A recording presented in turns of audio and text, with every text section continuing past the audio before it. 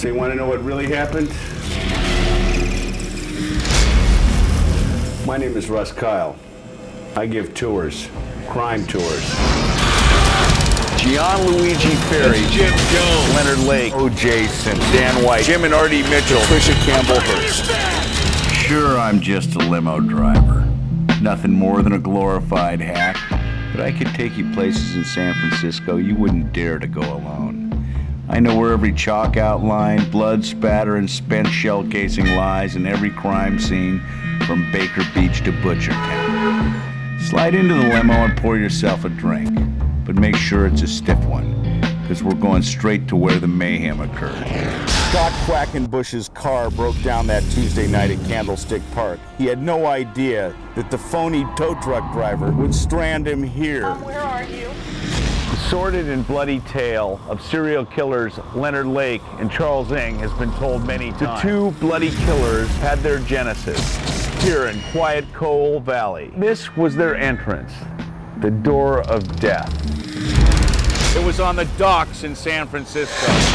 Bottles, bricks, stones rained down upon SFPD from the rooftops overhead. This block of Jackson Street is now Chinatown, but at the turn of the century, it was dominated by one of the most profitable whorehouses in the history of San Francisco.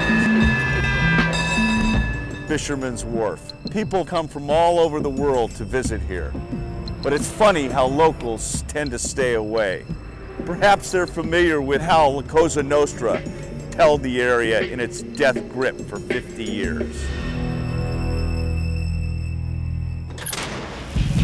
One name that may be recognizable to San Franciscans is Giuseppe Alioto. Prostitution, loan sharking, and murder for hire, the underworld boss of San Francisco.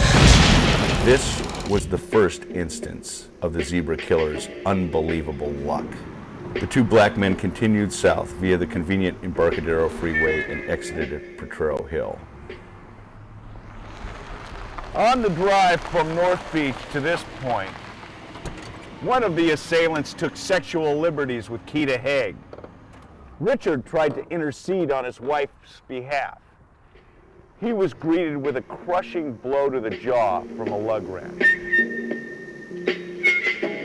A struggling Keita Haig was forcibly dragged down to these railroad tracks below, where in a style of execution eerily similar to one broadcast daily on Al Jazeera, she was decapitated with a machete.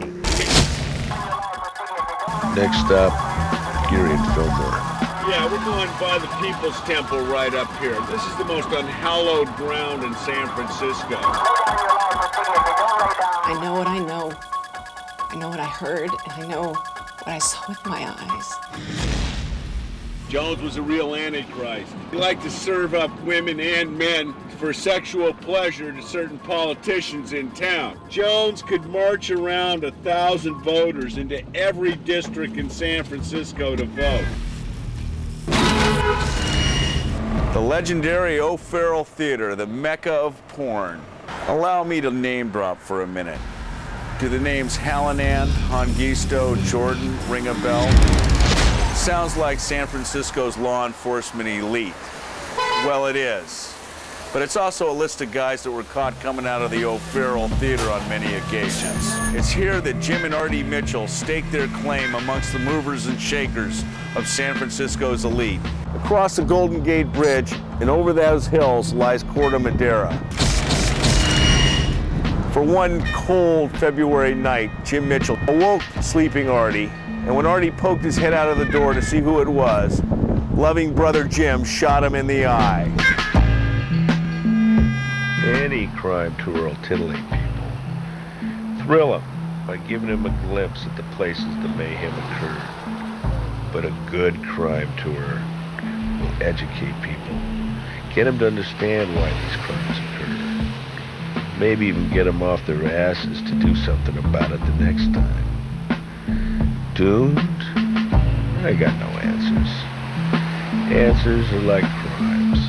There's always a new one just around.